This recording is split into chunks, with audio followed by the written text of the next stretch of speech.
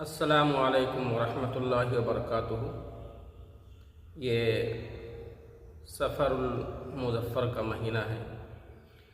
ہجری کیلنڈر کے حساب سے اسلامی سال کا دوسرا مہینہ ہے، جو کہ محرم الحرام کے بعد اور ربیع الاول سے پہلے آتا ہے۔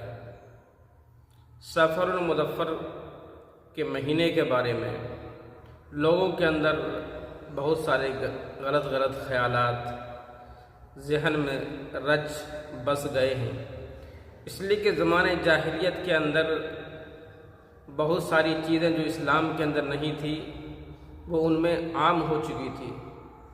جیسے آج سے 1447 سال پہلے 1447 ایئرس پہلے زمانے جاہلیت میں لوگوں نے اپنے اندر ایک چیز عام کر لی تھی کہ سفر کے مہینے میں سفر کرنا نہیں چاہیے۔ یہ عقیدہ لوگوں کا بن گیا تھا۔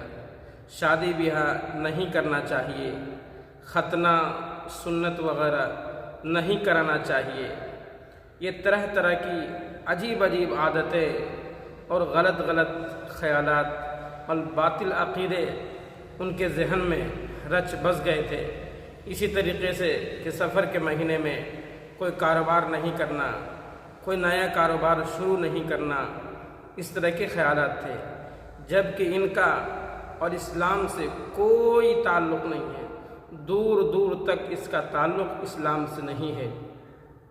رسول اللہ صلی اللہ علیہ وسلم کی طرف بعض لوگ اس کی نسبت کرتے ہیں اور بولتے ہیں کہ رسول اللہ صلی اللہ علیہ وسلم کے ٹائم میں بھی یہ تھا، اور حضور پاک صلی اللہ علیہ وسلم نعوذ باللہ من ذالک ایسا کرتے تھے، جو کہ بالکل بھی غلط ہے۔